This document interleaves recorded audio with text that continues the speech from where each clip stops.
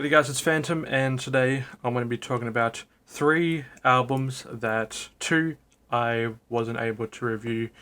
They came out a few weeks ago, and 1 that came out recently, last Friday. So we're going to be talking about those. I'm going to be doing it from my least favorite to my most favorite, and I'm going to try to speed through them to save time. The first one I'm going to be talking about is the new Yeat album, 2093. Honestly, when it comes to Yeat, I'll either have a pretty decent time or have the most miserable time possible. And of course, with his 3rd studio album now, nothing has really improved, to be honest. The concept of the album being set in the far future, 2093 to be exact, it has some futuristic beats and sounds that I thought were pretty interesting. There was like some spaceship or dystopian type of sounds and instrumentals and everything. I thought that was pretty cool with the album, but that comes with the most lackluster and some of the most boring songs and performances and beats as well of the year so far. That this album, I wasn't really expecting that much anyway.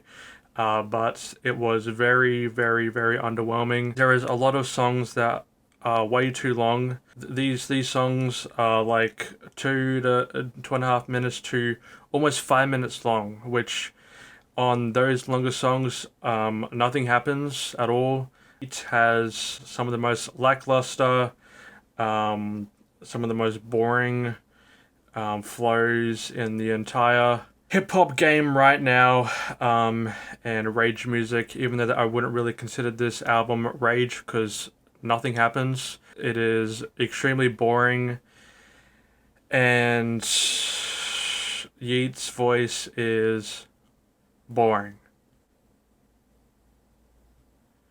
Yeah.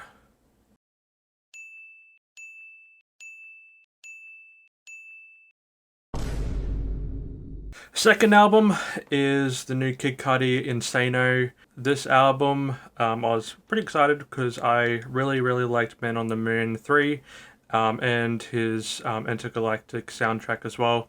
I was pretty excited for this one, even though that the singles that came out with it were kind of bad, and that just took my excitement out a lot. But we do get some of the same feelings from those singles. This album, it is 21 tracks and just over an hour long. It does get repetitive quite a bit, and the only good parts about this album is some of the production and the features, and there were some songs that I did enjoy. But overall, this album was again underwhelming, and with I don't know, he's doing like some indifferent, which I appreciate, but it doesn't sound good, and most of the mixing on this album as well is pretty bad as well. But yeah, this is one of Kid Cudi's worst in my opinion. I just wanted something better.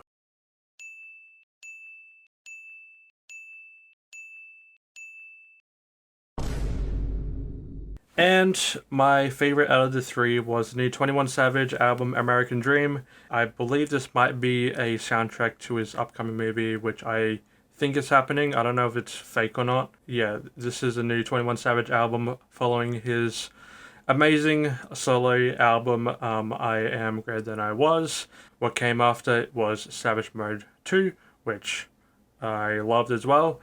But this one, he kind of went back to his old roots, which, I mean, is pretty cool, but I prefer I Am Greater Than I Was more. That style of album and everything to do with that album is everything that I want 21 Savage to do. honestly, 21 Savage is one of the best feature artists, but when it comes to his solo stuff, it can be hit or extreme miss, which some of the songs on here are pretty much just all generic Savage, with some highlights which I'll go over. All of Me is a pretty great opener. Redrum is another standout, but the standout for me is Nee-nah with Travis Scott and Metro Boomin. That song is probably my favorite out of the entire album. That and Red Rum. This album again is kind of carried by the features. The first feature is Doja Cat, who I thought was pretty bad. I'm not gonna talk about that one. Young Thug was a pretty decent feature as well. Wasn't really too impressed by him, but him and 21 Savage do bring something special, and yeah, I think he did his thing on this one. Lil Durk, I think is a great artist, and again with all of his features, he does a great job. Summer Walker, again, you can't really go wrong with Summer Walker. Beautiful artist. That's the same with Brent Faiyaz, beautiful voice as well. All of his features and his solo stuff, amazing.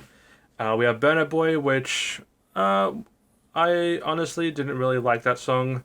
It is what it is. The other three ones at the end of the album were kind of lackluster, but overall this album was pretty decent. One of 21's weaker projects again.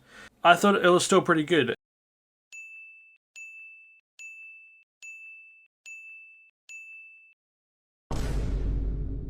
So that was my reviews of these three albums that I finally got to come around to, even though that weren't really the greatest ones, but it is what it is. What were your thoughts on the albums? Did you like them or not? Yeah, have a good one.